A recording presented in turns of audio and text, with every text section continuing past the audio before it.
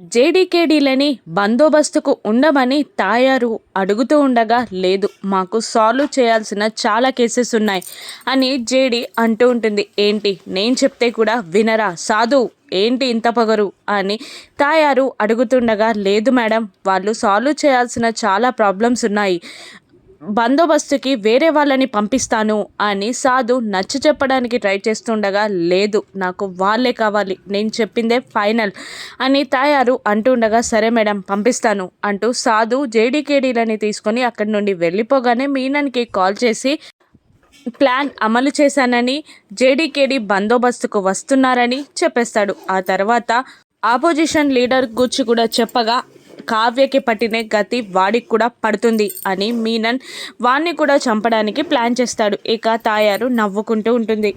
కౌశికి కంగారుగా జగదాత్రి కేదార్ల కోసం ఎదురు చూస్తూ ఉండగా, జగదాత్రి కేదార్లు హడావిడిగా వస్తూ ఉంటారు. ఇక వైజయంతి టేబుల్ పైన కూర్చొని పూలని సెట్ చేస్తూ ఉండగా, ఏంటి జగదాత్రి ఇది, ఈరోజు ఇంట్లో ఫంక్షన్ ఉందని తెలిసి కూడా బయటికి వెళ్ళడం ఏంటి అని బాధగా కౌశికి అడుగుతుండగా, సారీ వదిన, ఫ్రెండ్కి అర్జెంట్ అంటే వెళ్ళాం అని అంటూ సర్ది చెప్పే ప్రయత్నం చేస్తూ ఉంటారు జగదాత్రి కేదార్. టైంకి వచ్చేస్తామని వెళ్ళామక్క అని కేదార్ కూడా అంటూ ఉంటాడు. టైంకి వచ్చేస్తామని వెళ్ళారా, లేదంటే పని చేయడం ఎందుకు, మేమేమైనా లేబర్స్ అనుకున్నారా, అతిథులు కాబట్టి మంచిగా టైంకి వస్తే సరిపోతుంది అనుకున్నారా అని అంటూ ఎగతాళిగా మాట్లాడుతుంటుంది వైజయంతి. టైంకి వస్తామనే వెళ్ళాం పిన్ని అని కేదార్ నొక్కి చెప్పగానే సైలెంట్ అయిపోతారు. ఇక వాళ్ళు వచ్చారు కదా, ఎందుకు ఈ డిస్కషన్ అని కాచి అనగానే, మీరు వెళ్ళి ఫ్రెష్ అయ్యండి అని కౌశికి చెప్పడంతో జగదాత్రి కేదార్లు పైకి వెళ్ళిపోతారు. ఇక వదిన దానికి ఇచ్చే ఇంపార్టెన్స్ చూస్తుంటే నాకు ఒళ్ళు మండిపోతుంది అత్తయ్య అని నిషి అంటూ ఉండగా, ఎలాగో ఆదిలక్ష్మి వస్తుంది, ఈ బారసాల క్యాన్సిల్ చేయొచ్చులే అని ధైర్యం చెప్తూ ఉండగా, యువరాజ్ కూడా వచ్చి నాకు అదోలా ఉందమ్మా అని అంటూ ఉంటాడు. అప్పుడే సురేష్ ఆదిలక్ష్మిని తీసుకొని ఇంటి ముందు కారు ఆపుతాడు. కోపంగా దిగి వెళ్తున్న ఆదిలక్ష్మిని సురేష్ ఆపి, అమ్మా ప్లీజ్ కౌశికి మనసు బాధపడేలా మాట్లాడకమ్మా అని అంటుండగా, నన్ను జైలుకి పంపించిన దాని గూర్చి కూడా ఇలా మాట్లాడతావారా అని ఆదిలక్ష్మి అంటూ ఉంటుంది. అమ్మా ప్లీజ్ ఒక్కసారి అర్థం చేసుకో, కౌశికి ప్రతిసారి మన వల్ల బాధలే ఏర్పడ్డాయి, తను మనకి సంతోషమే ఇస్తూ వచ్చిందే తప్ప వేరే కాదు, అర్థం చేసుకోమ్మా ప్లీజ్ అని అంటూ బ్రతిమిలాడుతూ ఉంటాడు సురేష్. నాకు మర్యాదని ఇచ్చినంతసేపు నేను ఏది అనను అని ఆదిలక్ష్మి అనగానే, అలాగే అంటూ లోపలికి వెళ్తూ ఉంటుంది ఆదిలక్ష్మి సురేష్ ఇద్దరు. ఇక వాళ్ళ రాకని చూసిన కౌశికి సంబరపడిపోతూ ఉంటుంది. అత్తయ్య గారు, సురేష్ అంటూ దగ్గరికి వెళ్తుంది. ఇక కళ్ళతోనే భర్తని పలకరించి అత్తగారి ఆశీర్వాదం తీసుకోవడానికి ఆదిలక్ష్మి పాదాలపై పడుతుంది కౌశికి. ఇక ఆశీర్వాదం ఇవ్వకుండా కోపంగా చూస్తుండగా సురేష్, అమ్మ ఆశీర్వదించు అనగానే, చల్లగా ఉండు అంటూ కౌశికి తలపై చెయ్యి వేస్తుంది ఆదిలక్ష్మి. కానీ వైజయంతి నిషి ఇద్దరు వెటకారంగా మాట్లాడుతూ ఉంటారు. ఎలా ఉన్నారు పిన్ని గారు, జైల్లో అంతా బాగుందా అని తను అడుగుతూ ఉంటే, వైజయంతి జైల్లో సౌకర్యాలు ఎలా ఉన్నాయి ఆదిలక్ష్మి అని అంటూ ఉండగా, ఓహో నువ్వు ఒక్కసారి వచ్చి అక్కడ ఉంటే తెలుస్తుంది అని రిటార్డ్ ఇస్తుంది ఆదిలక్ష్మి. దాంతో వీళ్ళిద్దరూ షాక్ అవుతారు. ఇక్కడికి రాకూడదు అనుకున్నాను, కానీ నా మనవడి కోసం వచ్చాను అని ఆదిలక్ష్మి అంటూ ఉంటుంది. రామ్మ చెల్లమ్మ, రా సురేష్ కూర్చుందురు గాని అని అంటూ ఉండగా, ముందుగా నా మనవన్ని చూపించండి నాకు, ఆ తర్వాతే మర్యాదలు అంటుండగా, నేను ఇప్పుడే వెళ్ళి తీసుకొస్తాను అంటూ కౌశికి బాబు దగ్గరికి వెళ్తుంది. బాబు ఏడుస్తూ ఉండగా ఎత్తుకొని బుజ్జగిస్తూ ఉండగా సురేష్ రూమ్లోకి వస్తాడు. సురేష్ని చూసి కంటతడి పెట్టుకుంటుంది కౌశికి. సారీ కౌశికి అని సురేష్ ప్రేమగా చెప్తాడు. ఇక ఇదిగో నీ కొడుకు అన్నట్టు చేతిలో పెడుతుంది కౌశికి. బాబుని ముద్దాడి సారీరా అని అంటూ కళ్ళతోనే కౌశికి క్షమాపణలు చెప్తూ ఉంటాడు సురేష్. ఆ తర్వాత కౌశికి సురేష్ నుండి బాబుని తీసుకొని పద అని అంటూ బయటికి నడిచి, ఇదిగోండి అత్తయ్య గారు మీ మనవడు అని అందిస్తుంది కౌశికి. ఇక బాబుని ఎత్తుకొని, బంగారం నేను చూస్తాననుకోలేదురా, ఇంత తొందరగా చూసే అవకాశం వచ్చిందిరా అని అంటూ, ఏంటి పరందామయ్య మళ్ళీ మాతో కలిసి ఉండడానికి వచ్చావా అని అంటుంటుంది. దాంతో అందరూ అవాక్కై ఆదిలక్ష్మి వైపు చూడగా కౌశికి ఏదో చెప్పబోతూ ఉంటుంది. అప్పుడు ఏంటి నన్ను అలా చూస్తున్నారు అందరూ అని అనగా, ఇక కౌశికి అత్తయ్య అది బాబుకి మా నాన్నగారి పేరు పెడదాం అనుకున్నాను అని అంటుండగా, కౌశికి మాటకి కోపంతో ఊగిపోతూ ఉంటుంది ఆదిలక్ష్మి. మళ్ళీ కౌశికి ఏదో చెప్పబోతుండగా జగదాత్రి ఆపి, నేను చెప్తాను వదినా అని అంటూ, పిన్నిగారు తప్పుగా అనుకోకండి, బాబు పుడితే పాప పుట్టినా కూడా వాళ్ళ నాన్నగారు పేరు పెట్టాలని కౌశికి వదిన ఆశ అని అంటూ ఉండగా, సురేష్కి రెండో సంతానం పుడితే మా ఆయన పేరు పెట్టాలని మేం కూడా అనుకున్నామమ్మా అని కోపంగా అంటూ ఉంటుంది ఆదిలక్ష్మి.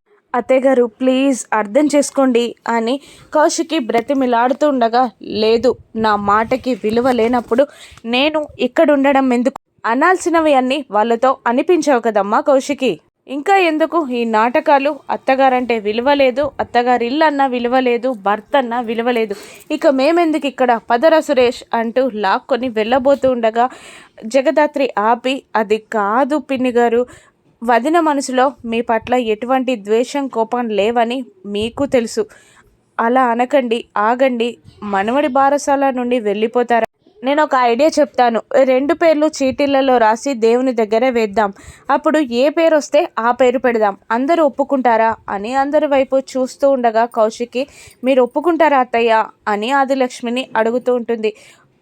ఒప్పుకున్న దానికి వాయించక చస్తానా, ఏదో ఒకటి చెయ్యండి అని ఆదిలక్ష్మి అంటూ ఉంటుంది.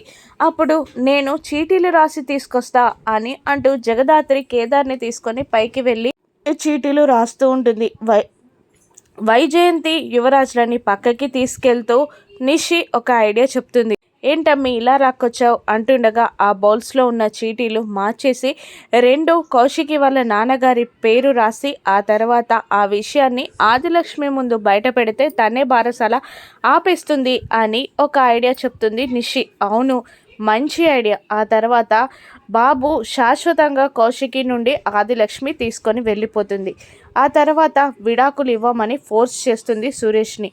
దాంతో ఎన్ని పిట్టలు పడతాయో తెలుసా. అంతేకాదు దీని అంతటికీ కారణం జగదాత్రి కేదార్లని వాళ్ళని ఇంటి నుండి గెంటేయొచ్చు అని అంటూ ఉంటుంది వైజయంతి. పద ఎవరికి ప్లాన్ లీక్ అవ్వకుండా మనం చీటీలు మార్చేద్దాం అని అంటూ నిషి అనగానే అలాగే అంటూ ముగ్గురు లోపలికి వెళ్తారు. చీటీలు రాసుకొని ఎదురుగా వస్తున్న జగదాత్రి కేదార్లకి బూచి ఎదురుపడి ఏదో పళ్ళెం కావాలని అడుగుతూ ఉంటాడు. స్టోర్ రూమ్లో ఉందన్నయ్య, మేమిద్దరం తీసుకొస్తాం, ఈ చీటీలు కింద ఇచ్చేయండి అని బూచికి ఆ బౌల్ అందిస్తారు. ఇక చీటీలు ఎలా మార్చాలి అని ఆలోచిస్తున్న వీళ్ళ ముగ్గురికి బూచి కనబడగానే అన్నయ్య అని పిలిచి ఆ రూమ్లో ఫ్రూట్స్ ఉన్నాయని చెప్పి బౌల్ని యువరాజ్ చేతికి అందిస్తుంది నిషి. చీటీలు మార్చేశాక మేము తిన్నామన్నయ్య, ఫ్రూట్స్ అయిపోయాయి అని ఏదో కట్టుకథ చెప్పి మళ్ళీ బౌల్ని బూచి చేతిలో పెట్టి వాళ్ళు వెళ్ళిపోతారు. ఏం జరిగిందో తెలియక అయోమయంలో పడిపోతాడు బూచి. కిందికి వెళ్ళాక అక్కడ చీటీల బౌల్ పెడతారు బూచి. ఇక దేవుని దగ్గర పెట్టి తీసుకొస్తాను అంటూ జగదాత్రి తీసుకెళ్తుంది. ఇక ఆ తర్వాత బౌల్లో ఉన్న చీటీ నేను తీస్తాను అంటూ వైజయంతి ముందుకు వస్తుంది. ఆ చీటీ ఓపెన్ చేసి చదివిన వైజయంతి షాక్ అవుతుంది. ఏంటి ఏమైంది, ఎందుకలా బిగుసుకుపోయారు అని అందరూ అడుగుతుండగా మధుకర్ అని అంటూ ఉంటుంది వైజయంతి. మీరు ఒప్పుకుంటారా అత్తయ్య అని అడుగుతూ ఉంటుంది కౌశికి. ఇంకేం చేస్తాను అని ఆదిలక్ష్మి కోపంగా అంటూ ఉండగా, ప్లీజ్ అత్తయ్య మీరు అలా కాకుండా మనస్ఫూర్తిగా చెప్పండి అని కౌశికి అనగానే ఇక ఆదిలక్ష్మి సైలెంట్ అయిపోతుంది. అప్పుడు మీరు ఎంతగానో అభిమానించిన మీ కోడల్ని గుర్తు తెచ్చుకొని చెప్పండి అత్తయ్య అని అనగానే ఒక్కసారి గతంలోకి వెళ్ళి, అలాగే నేనెందుకు ముభావంగా ఉంటాను, నా భర్త పేరు రాలేదని ఒక్క మాట అనుకున్నానంతే, నేను ముభావంగా ఉండను అని అంటూ ఉంటుంది ఆదిలక్ష్మి. అంతా కూల్ అవ్వడంతో ఫంక్షన్ స్టార్ట్ చేద్దాం అనుకుంటుండగా నిషి అది కాదు, ఆ బౌల్‌లో ఇంకో చీటీలో కూడా ఏముందో చూడండి. ఇప్పుడు కాకపోయినా కోపంలో మళ్ళీ పిన్ని గారు ఎప్పుడైనా రెండో చీటీలో కూడా మీ నాన్నగారి పేరు రాసావని కౌశికి వదినను తిట్టొచ్చు అని అంటూ ఉండగా జగదాత్రి భయపడుతూ ఉంటుంది. జగదాత్రి ఆ చిట్టి ఓపెన్ చేసి చూడగానే అందులో కూడా మధుకరను ఉంటుంది. జగదాత్రి షాక్ అయిపోగా వైజయంతి నువ్వు చదవమ్మా నిషి అని అనగానే నిషి చదివి మధుకర్ అని అనడంతో రెండో చీటీలో కూడా పెద్దనాన్న పేరు ఎలా వచ్చింది అని కాచి అంటుండగా నన్ను పిచ్చిదాన్ని చేయడానికి అలాగే వస్తాయి ఏంటమ్మా, తమ్ముడు గాని తమ్ముడు మరదలు నీతి నిజాయితీ అంటారు కదా, ఇలా మోసం చేయొచ్చా అని జగదాత్రి కేదార్లని తిట్టి ఏంటి నన్ను మోసం చేయడానికి మీ తమ్ముడిని వాడుకున్నావా, నా దగ్గర నీ మనవడు ఉండకూడదు అని అంటూ కోపంగా కౌశికి బాబుని ఎత్తుకొని వెళ్ళిపోతుంది ఆదిలక్ష్మి. కుప్పకూలిపోతుంది కౌశికి. ఇదంతా ఊహించుకొని సంబరపడిపోతూ ఉంటుంది నిషి. ఇదంతా కలనా, అయినా జరిగేది ఇదేలే అని అనుకుంటూ ఉంటుంది నిషి.